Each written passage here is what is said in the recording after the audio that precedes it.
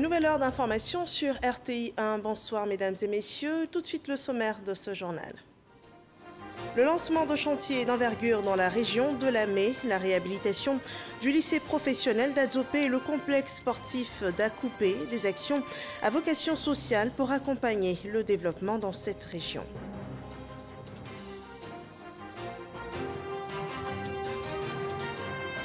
Mardi, jour du dossier économie, il porte ce soir sur l'anacarde. Le produit n'est pas qu'exporté, il est aussi transformé localement par les sociétés coopératives.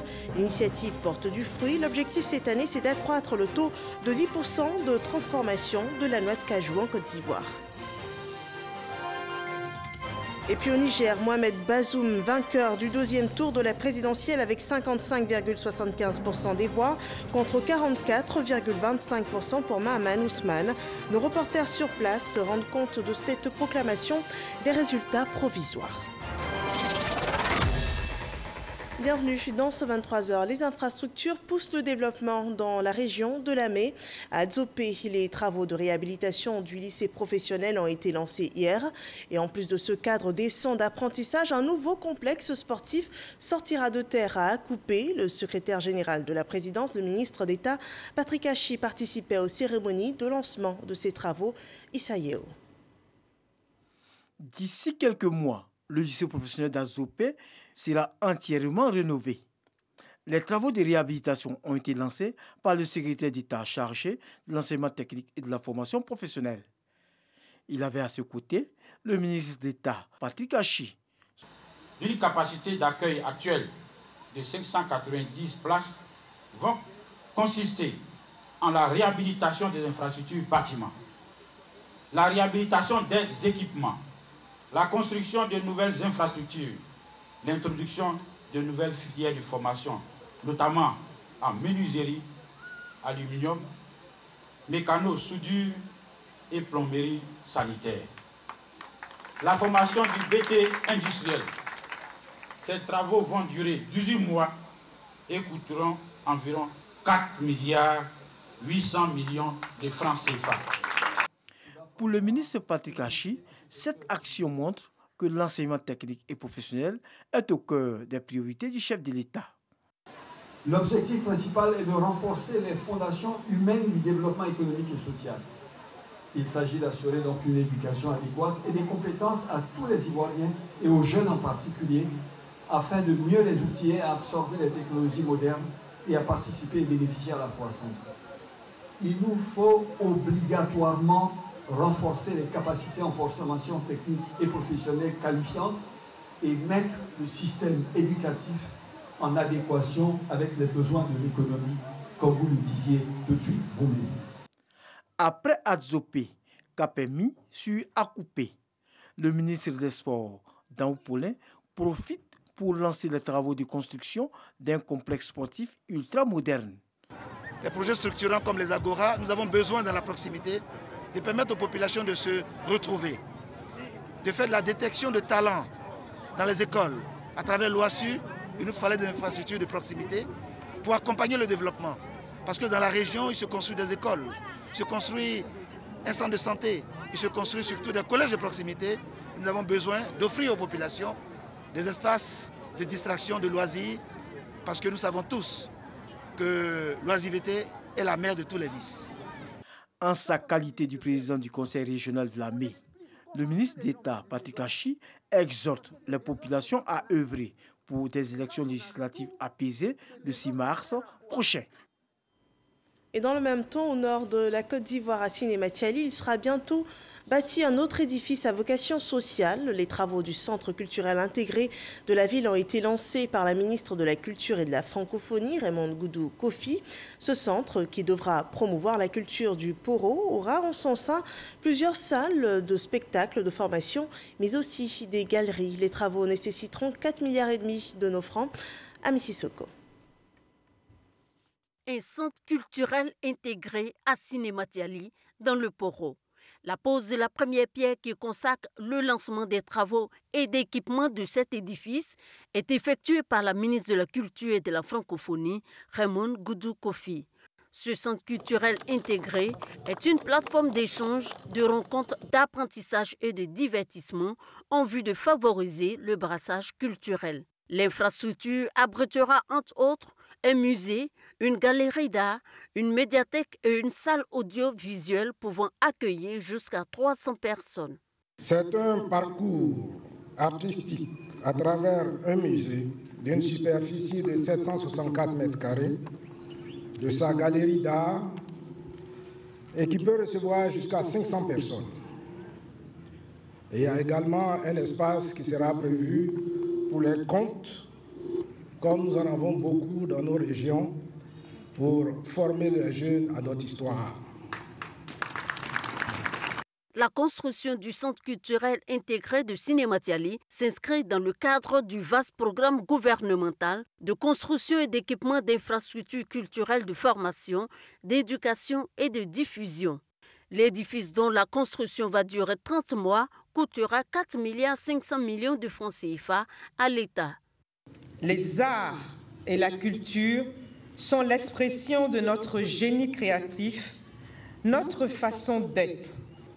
La culture est également devenue, de nos jours, un bassin de formation, pourvoyeur d'emplois et contribue, on le voit bien dans d'autres pays, au développement économique et social.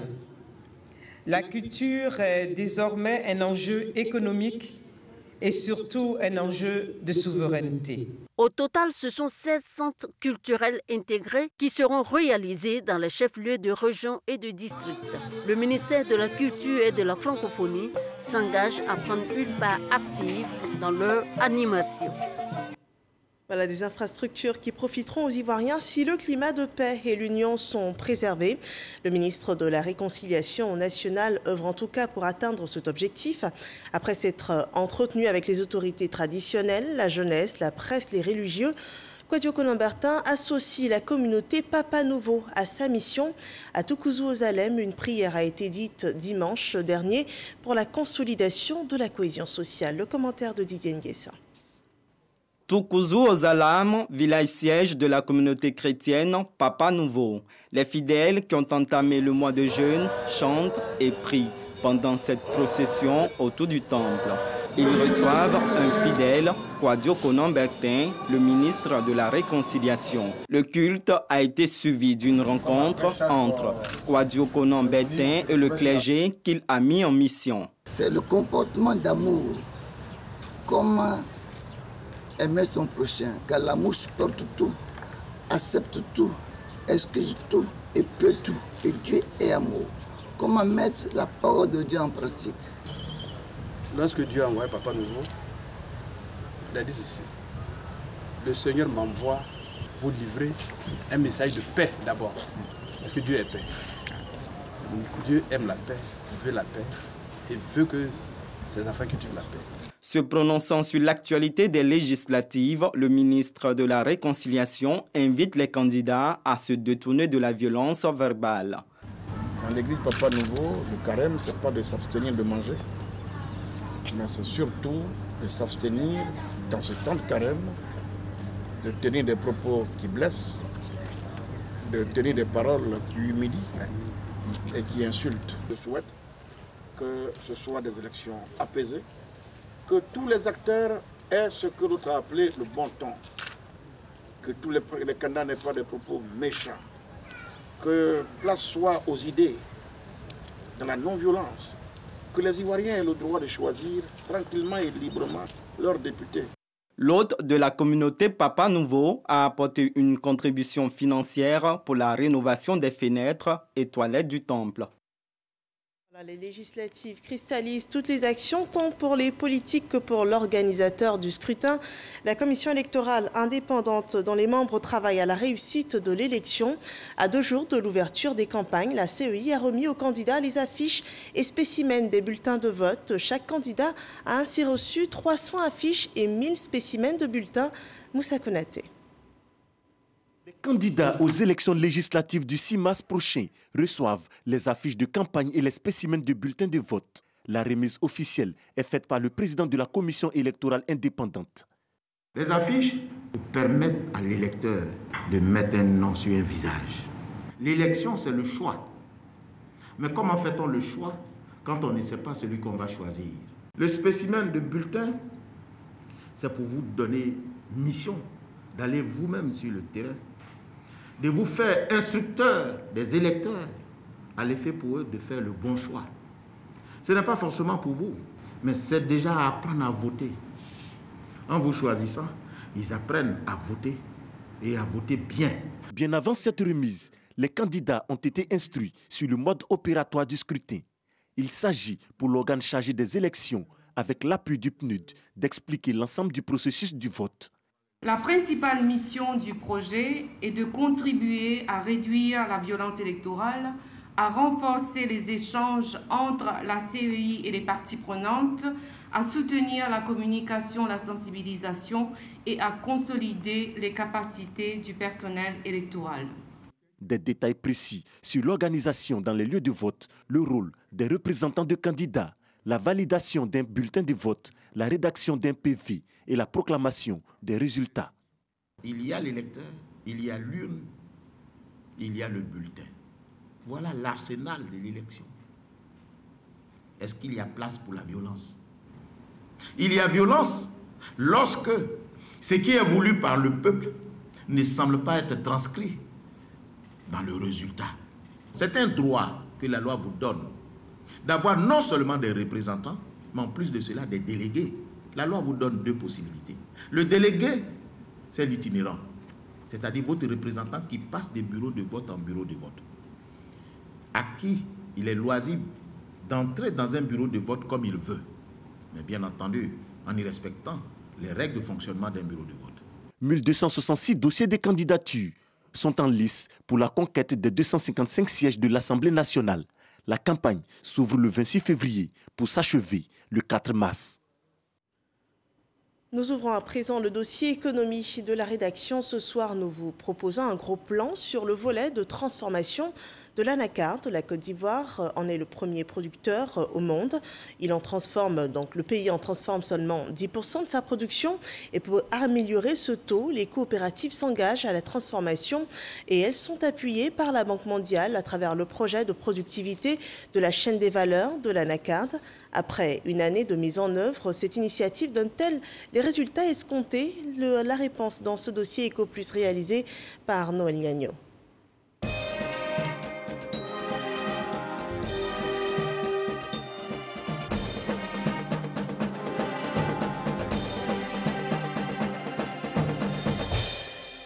Le site de la coopérative Souralais, nous sommes à Brobo, à une vingtaine de kilomètres de Bouaké, la capitale de la région du Béké. Souralais, une des coopératives identifiées comme fer de lance de la contribution des organisations professionnelles agricoles à la politique de transformation de l'anacarde. Quand on commençait, on était 10 personnes au niveau des grains. Là, quand on venait, c'était pratiquement vide. Et quand on a commencé à faire les formations, le conseil coton anacarde nous a aidé à Msoukro, des formations, des travailleurs et autres. Et au fur et à mesure, en 2019, nous étions au nombre de 53. 2020, nous avons terminé l'année avec 115 personnes. Aujourd'hui, nous sommes à environ 120, 125 selon les périodes. Mais pourquoi les coopératives et sur quelle base sont-elles choisies? Quelqu'un qui a déjà initié, il a une idée, certainement il a échoué parce qu'il y a eu des facteurs limitants. Quand il va reprendre, il sait les domaines sur lesquels ça n'a pas marché, il peut mieux réussir. Donc le premier critère, c'est les coopératives, les sociétés coopératives qui ont déjà initié la transformation. Les producteurs sont les détenteurs premiers donc des noix de cajou. S'ils arrivent à transformer leur propre production, eh bien, ça va lever la pression sur la commercialisation des noix brutes à l'extérieur et ça va surtout permettre donc à la Côte d'Ivoire d'avancer vers son objectif de transformation du maximum de noix brutes de cajou en terre ivoirienne. La proportion attendue, c'est que les coopératives puissent aller jusqu'à 30% de la production nationale. 2 ans après la mise en œuvre de l'initiative La Petite Transformation par les coopératives, la prudence des paysans est observée par l'ensemble des acteurs de la filière. Marquer une halte pour apprécier le chemin parcouru et séparer le vrai de l'ivraie. Une cinquantaine de responsables de coopératives, de groupements économiques sont venus toucher du doigt les réalités de la transformation à Brebo. Au nombre des personnes venues à cette rencontre de terrain, Mme Tabi de Coprodigo, coopérative des producteurs de Diego Lefla. Nous sommes une coopérative. Les paysans leur produisent sous ta main. Et ils en ont là-bas. Nous aussi, on en a. On ne peut pas vendre. De 400 francs, on va te dire on paye à 100 francs. Et ça vous met en palabre avec les paysans. Parce que la coopérative travaille en dépôt-vente. Et pour payer, c'est problème. Donc, comment le produit-là, on dit le prix est tombé, que ce n'est pas la qualité. Donc, il fallait voir pourquoi ce n'est pas qualité. Et aujourd'hui, avec la transformation, nous pouvons apprécier si c'est qualité ou bien pas qualité. Mme Tabi, en plus des acquis de la première transformation, a ajouté une autre corde à son arc, le segment de la consommation. On s'est rendu compte que nos parents ne connaissent pas l'anacarde. Donc, on est allé jusqu'à blanchir. On a fait la pâte, on a fait les cacahuètes, on a fait les sauces. Et puis, on a invité les chefs de village, les présidents des jeunes, pour venir leur montrer que voilà ça là. Ce n'est pas quelque chose qu'on jette, mais on mange. Nous-mêmes là, on doit manger. Donc, actuellement, même nous, on a dépassé un peu le stade qui est là. Et dans beaucoup de supermarchés, nous sommes représentés. Comme on le voit, une véritable race d'industriels est en train de naître dans la filière anacarde au regard de la gestion des questions domestiques. Ici, la gestion du personnel. En ce qui concerne la main-d'œuvre, il faut savoir réguler entre, comment on appelle ça, les périodes de production et les périodes, comment on appelle ça, de récolte. Lorsque vous arrivez à réguler les deux aspects, surtout aussi avec le rendement que les gens peuvent avoir au niveau des unités de transformation. Nous travaillons beaucoup avec les femmes, nous faisons 95% des femmes dans nos unités et nous essayons de voir quel peut être le gain d'une femme par jour. Et à comparer cela à ce qu'elle peut avoir dans un champ, quand elle passe une journée, vraiment la femme facilement peut choisir. Et généralement, vous avez des outils qui vous permettent à la femme d'avoir un bon rendement la journée. Elle peut facilement rester au nom de l'unité et aussi être productif facilement. Et aussi la formation pour qu'il y ait une spécialisation au niveau des tâches de travail au sein des unités. Lorsqu'il n'y a pas de spécialisation, vous allez voir qu'une femme qui est dans une section de travail, si demain elle se déplace, elle n'est plus performante au niveau d'une section type même de décortiquage. Et du coup, elle n'arrive pas à avoir un bon rendement et elle va partir à tout moment. La suggestion de la création d'un réseau de petits transformateurs pour satisfaire les demandes à l'international. Il est possible de créer un réseau, c'est-à-dire tous les petits transformateurs déjà qui pourraient s'organiser de sorte à honorer des contrats à l'international. Il se trouve que quand on a des commandes, c'est des conteneurs qui sont demandés, alors qu'on n'a pas la capacité individuellement d'atteindre ces conteneurs-là. Donc déjà, il y a un réseautage qui va se créer. N'oublions pas la disponibilité à apprendre des autres pour se construire un avenir sûr dans la marche vers une première transformation de qualité. Ici, c'est vraiment beau à voir parce que sur le site, j'ai trouvé qu'il y a assez de travailleurs. Mais quand vous avez assez de travailleurs, ça fait marcher le travail.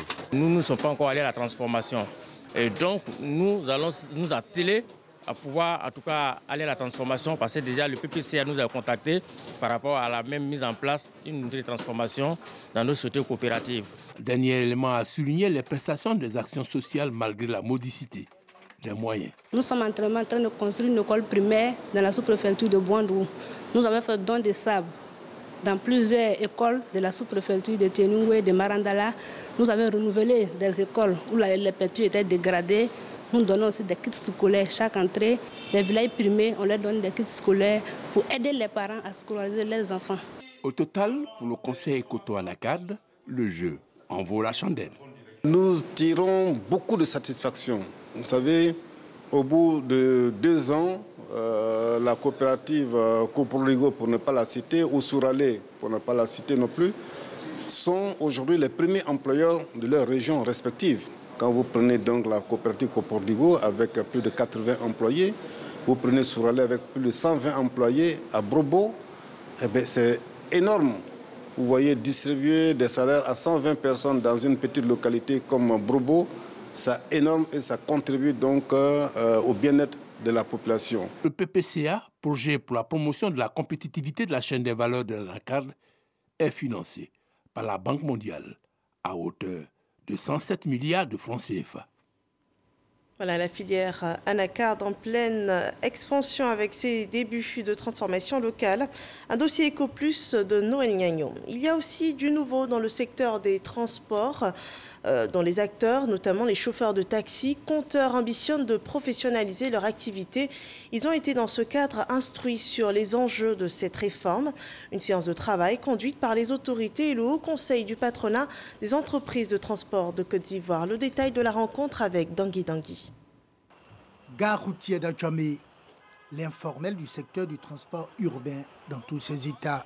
De quoi étouffer la filière des taxis-compteurs selon Issouf. Il y a trop de délinquants dans notre travail, mais si on fait ça professionnel, c'est pas mal. C'est que moi, je trouve que c'est meilleur. Ce chauffeur de taxi-compteur place par ailleurs beaucoup d'espoir dans la professionnalisation du secteur. Bon, si patron professionnel et chauffeur aussi professionnel, chacun connaît son droit.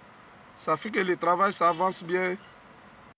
La question de la professionnalisation du secteur du transport urbain, notamment la filière des taxis-compteurs, a rassemblé les acteurs, le ministère des Transports et le Haut Conseil du patronat des entreprises de Côte d'Ivoire dans le cadre d'un atelier. La réforme du secteur est plutôt bien accueillie par les propriétaires du taxi-compteurs. Nos dossiers même sont en cours. C'est presque prêt. Mais le problème, c'est le milieu qui n'est pas encore assaini. C'est ça qui nous pose problème. Sinon, on est d'accord pour se mettre en société. On n'a pas de problème avec ça. Face aux inquiétudes que soulève le basculement de l'informel à un cadre formel du secteur des transports urbains, le Haut Conseil du patronat des entreprises de Côte d'Ivoire et le ministère des Transports se veulent rassurants. Nous appelons l'ensemble des acteurs du secteur du transport routier à véritablement changer de mentalité, changer de vision, s'inscrire dans le chantier de l'entrepreneuriat pour que véritablement la question du transport de nos populations et de nos biens se fasse en toute sérénité. Il y a beaucoup d'avantages à se mettre en entreprise. D'abord, vous êtes connu dans le pipe, dans les documents administratifs. Vous avez aussi les honorations à des moments. Vous avez la prise en compte de vos différentes difficultés. Sur plus de 23 000 taxis-compteurs en circulation à Abidjan, seulement 4 000 sont enregistrés auprès du ministère des Transports selon les autorités. Le compte à rebours pour la professionnalisation du secteur des transports routiers a commencé selon le Haut Conseil du patronat des entreprises de transport du Côte d'Ivoire. Et suivons à présent l'évolution du coronavirus en Côte d'Ivoire.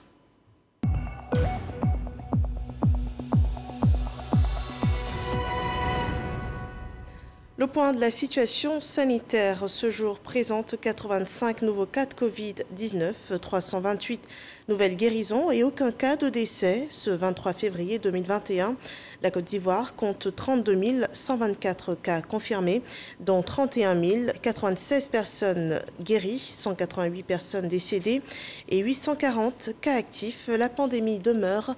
Il faut toujours veiller au respect des mesures barrières.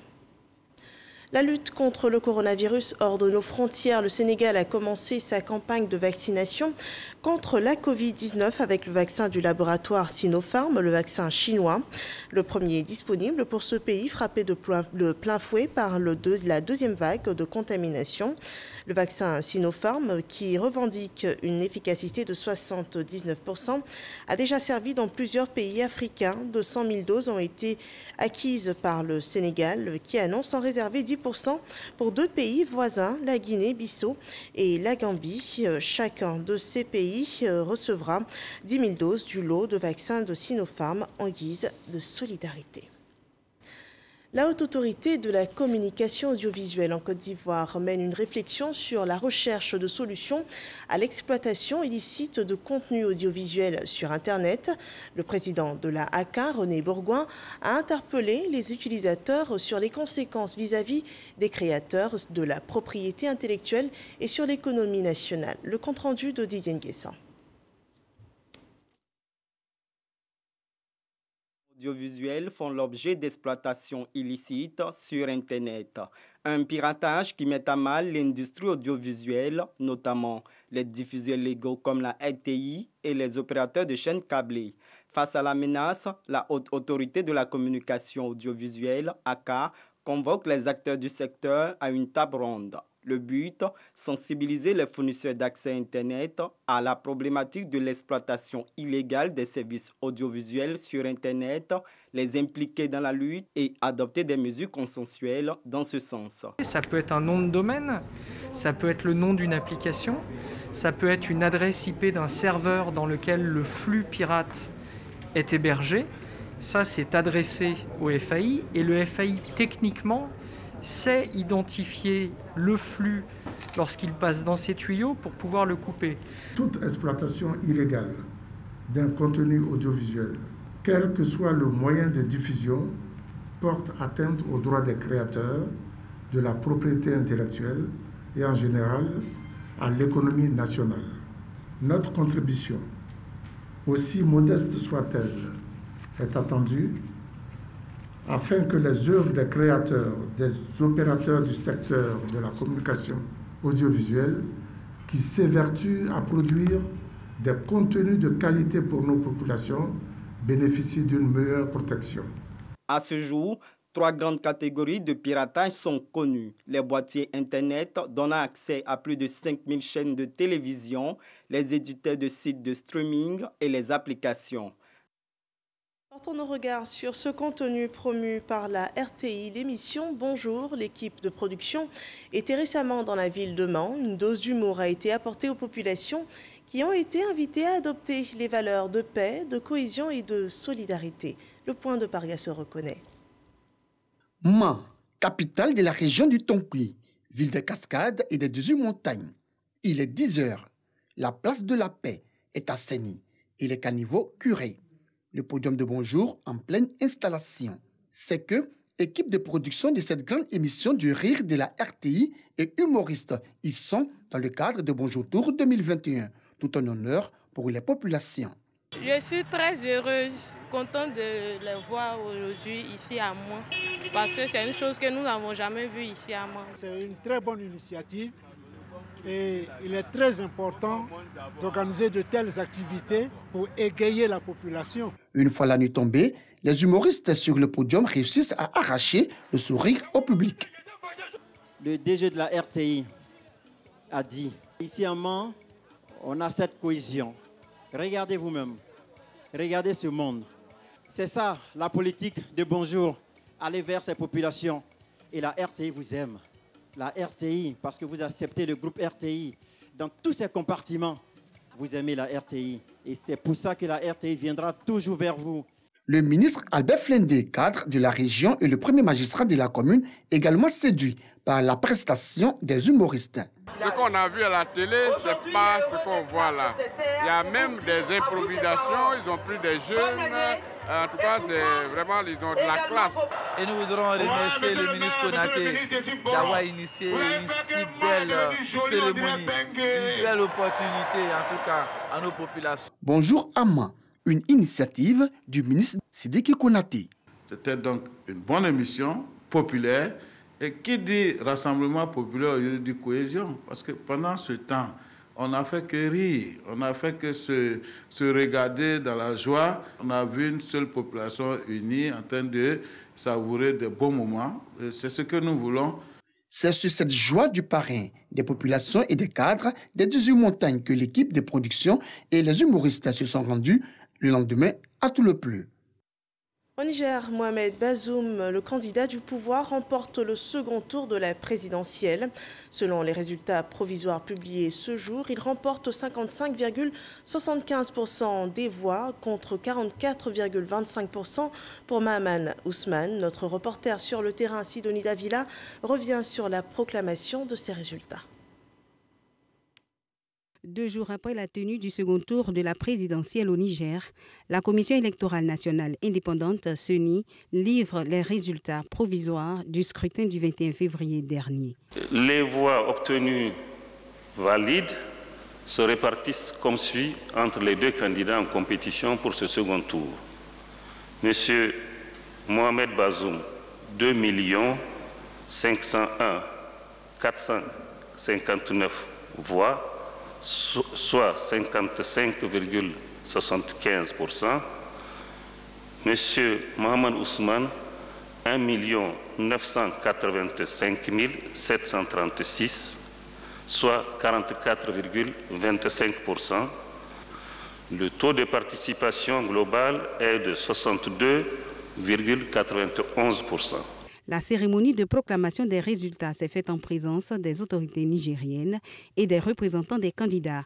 À l'annonce des résultats, la réaction du PNDS Taraya. Je pense aujourd'hui c'est un sentiment de satisfaction et pour notre parti, pour notre coalition, qui est une des coalitions les plus larges que le Niger ait connues depuis l'ère des élections démocratiques, et parce que nous avons une majorité actuellement de 129 membres, et nous remercions surtout le peuple nigérien qui a cru en nous, qui, malgré la dureté de la campagne, a aujourd'hui quand même porté son choix sur Al-Hajj Mohamed Bazoum. Depuis cet après-midi, l'opposition qui conteste ces résultats a décidé de le manifester par des marches. Ces résultats, qui ne sont que provisoires, seront soumis à la Cour constitutionnelle. Selon la loi, elle dispose de 28 jours pour la validation de ces résultats avant la proclamation définitive. Voilà, c'était le point de Sidonie Davila sur la proclamation provisoire des résultats du deuxième tour de la présidentielle au Niger. Et ces images referment ce journal. Merci de nous avoir suivis. Un prochain point vous sera présenté à 6h30 demain. Excellente fin de soirée sur RTI1.